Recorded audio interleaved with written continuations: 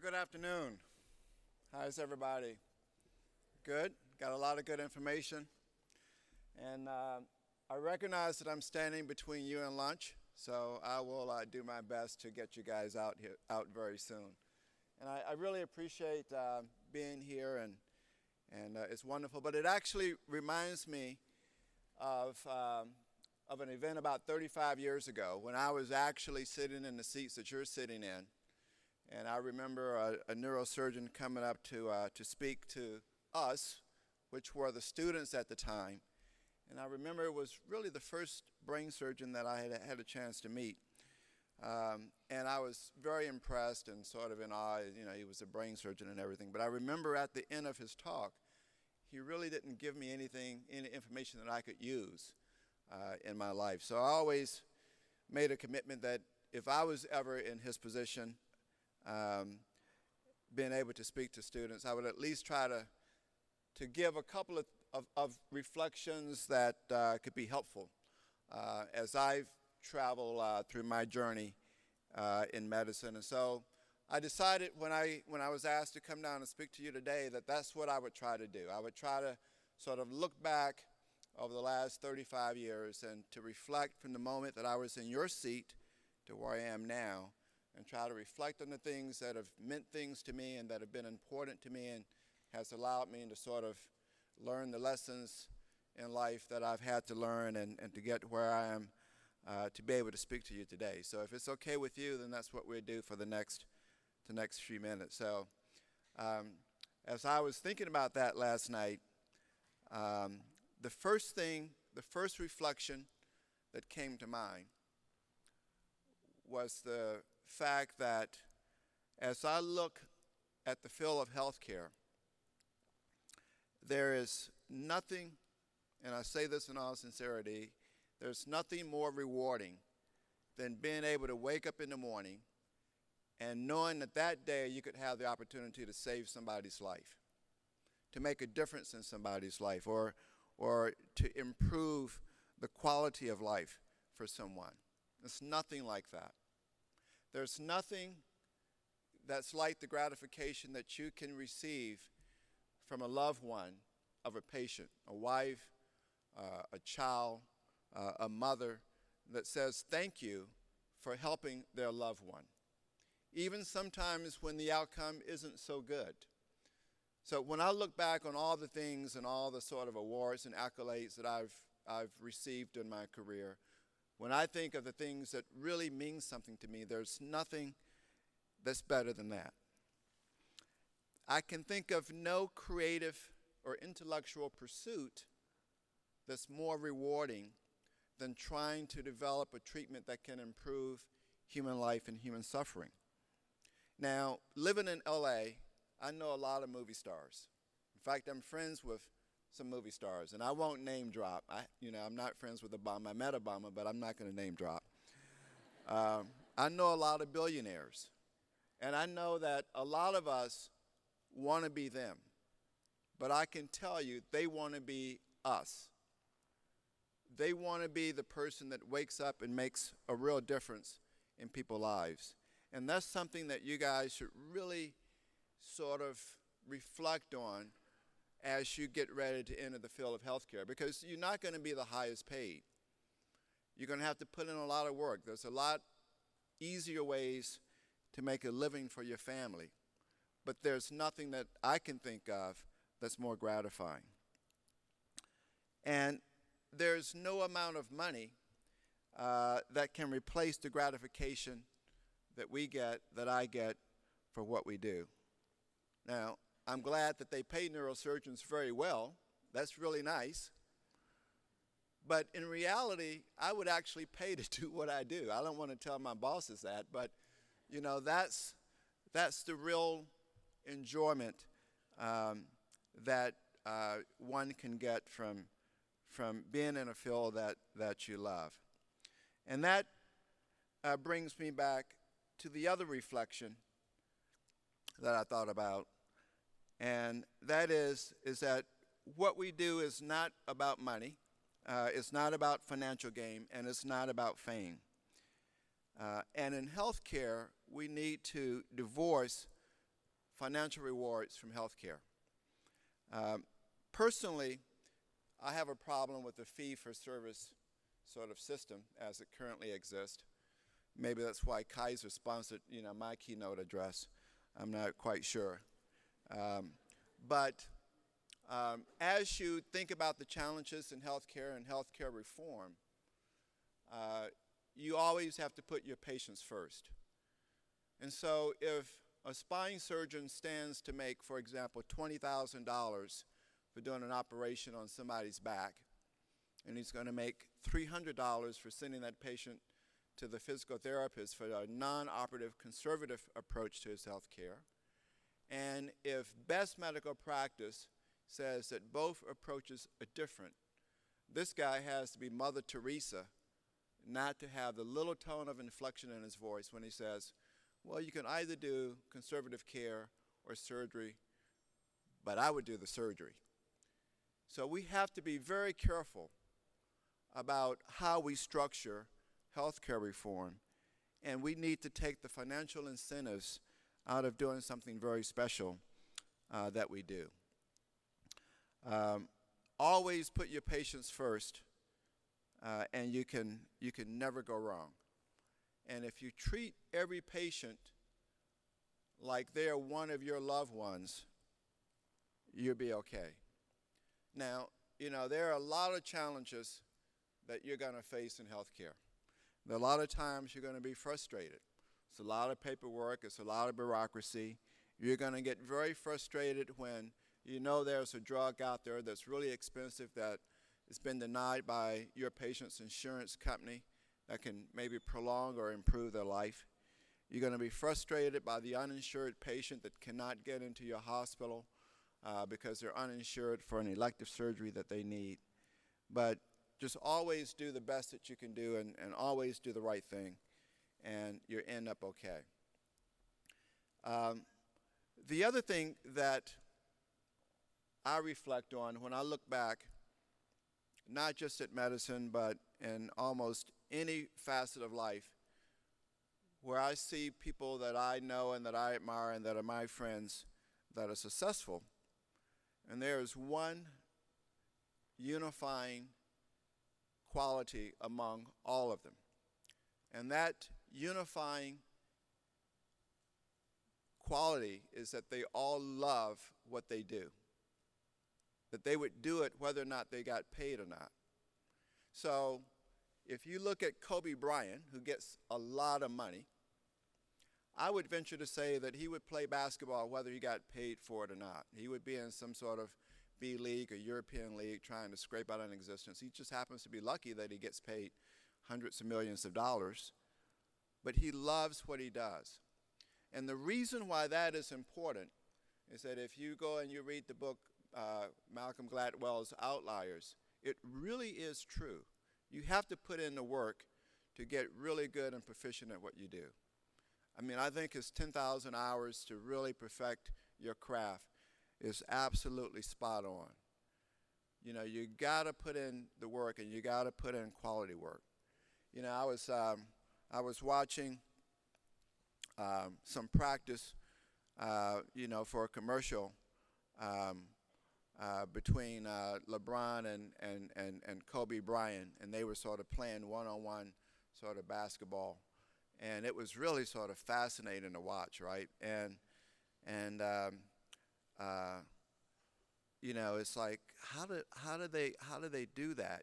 Because LeBron was putting his hand in Kobe's face and blocking his ability to sort of see the basket. I said, how you make those shots? He said, everybody thinks that I'm looking at, the rim. They think I'm looking at the basket to make the shot. He says, I'm looking at the lights in the stadium. And I've practiced so many shots that I know exactly where the basket is in relationship to the lights. So that's how you have to approach your career in medicine. Put in that 10,000 hours, perfect your craft. Become the expert at something. Someone when I was in high school said, actually, take it back, when I was in college, he said, just be the expert at something. Find the tiniest little thing and learn more about that little thing than anybody else in the world. And that really served me well in my research career because, I picked that one little small area related to some prostaglandin cycle, related to brain metabolism and stroke when I was in college doing some research, and it was a really little small area. But the interesting thing about mastering that little small area is that I could learn, even as a college student, everything there was to know about that little small area. And I could actually do some research on that area. So when I went to a medical conference, I could talk to experts in the field, but I knew as much about my little small area as they knew about, the big area. And that could sort of grow, and it just sort of could expand from there. And you just keep connecting the dots over your research career. And eventually you become an expert at not the little small area, but even of a bigger area as you grow and you master whatever it is that you're going to focus on. The next trait that I wrote down is be persistent. The guy that gets the pretty girl at the date, right? The guys are looking at me sort of nodding their heads. How many times you get turned down? A lot, right? But if you keep asking enough girls, eventually somebody's going to say yes, right? You just keep going right down the list. And maybe today that's sort of apropos for your medical school application or your pharmacy application. Be persistent. Don't give up. I remember when I was in high school, I was a very young neophyte, and I really wanted to do some research. And I didn't know anything about research. So I would just wander the halls of Case Western Reserve University, knocking on doors, asking if somebody would let me into their lab. And most of the time they looked at me and said, who is this little kid? It was like, you can't know anything. But eventually I got one door open. And that door led to me actually working with a heart surgeon that had developed his own heart valve. And I started off, washing glassware, and then I got to put in IVs in dogs. And eventually they let me start assisting with surgeries on the dogs. And eventually I got to do some heart valve replacements even as a high school student in his research lab. And that led to a research project where I was looking at red blood cell transformation that occurred from damage to heart valves. And that led to my first research paper when I was 17 years old. But had I not been persistent knocking on those doors, I would have never gotten into that lab. So one of the things that you have to do is be persistent. The other is to find mentors.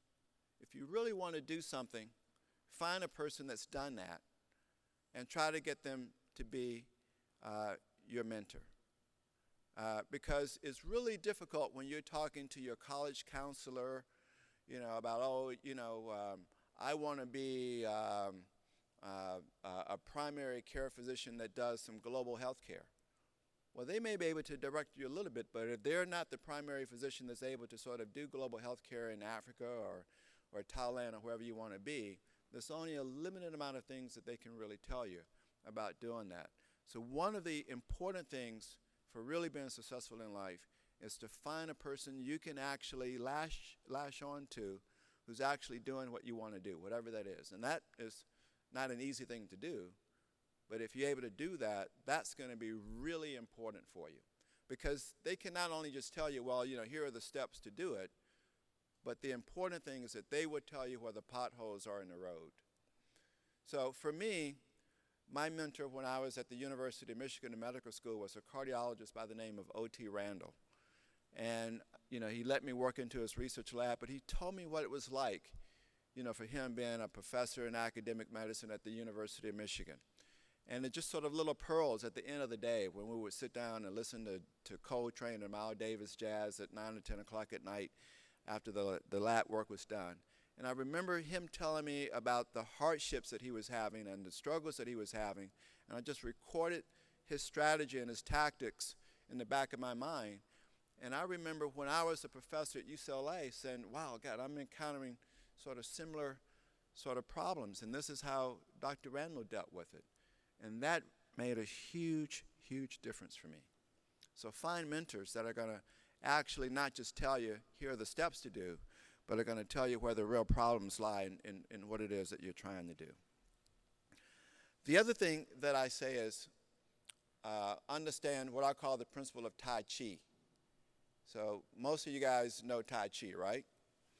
So Taichi is a form of martial arts that, unlike karate, so in karate you take a force and you try to oppose it with a stronger force. But in Taichi, you take a force and you use that force to turn it back on itself.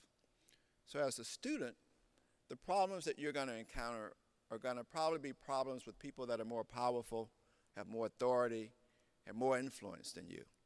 So karate ain't going to work, right? But the principle of Tai Chi, where you can sort of take whatever negative energy, whatever problems one is putting on you, and turn that energy back into something positive, is a really important trait.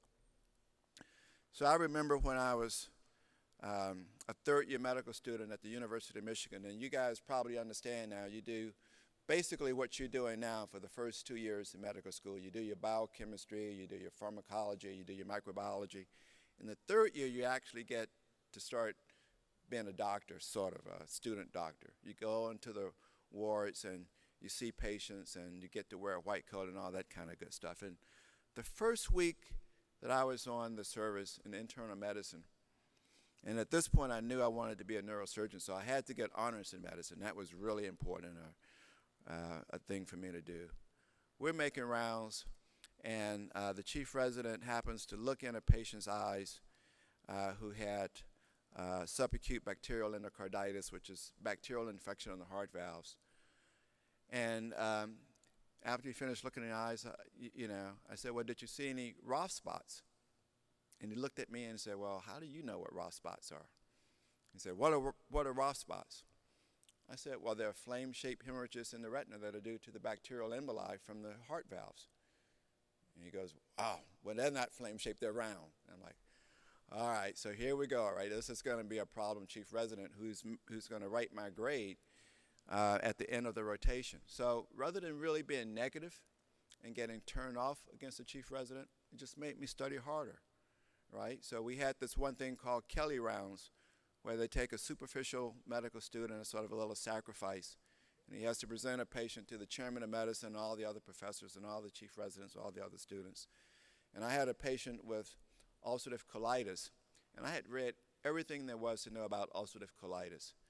And I knew the chief resident would be gunning for me, but I had set little traps for him in my presentation. So, there's a certain way that you learn how to present a patient. Mr. Jones is a 24-year-old gentleman, blah, blah, blah, and you say the significant positives, but you also say the significant negatives that don't contribute to the importance of his medical condition. I had just sort of, said, well, he denies having so and so. And so the chief resident jumped up, well, that's not important, in this disease. Well, I say, well, yes, it is. And, it was actually published in New England Journal of Medicine by so-and-so and so-and-so. If you'd like a copy of the article, here's the article, and it has copies to pass around to the other professors as well. So then he went on, and I said another thing, and said, that's not important. I said, yes, it is. Here's another article. So we went back and forth about 5 times. And at the end of that presentation, he felt about this small. But he gave me honors on the rotation. And I got a letter from the chairman of medicine. So that's what I call the principle of Tai Chi.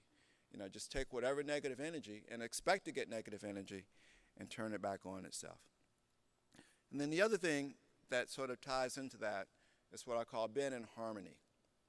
Realize how special life is, what a gift it is for us to be living where we live, how wonderful the process of life is. When you start studying biochemistry and you start looking at neuroanatomy, you realize how inspiring the artwork of life actually is. So just understand that and enjoy nature and learn to keep your body in balance, learn to keep your friends in balance, learn to keep your loved ones in balance, and experience life.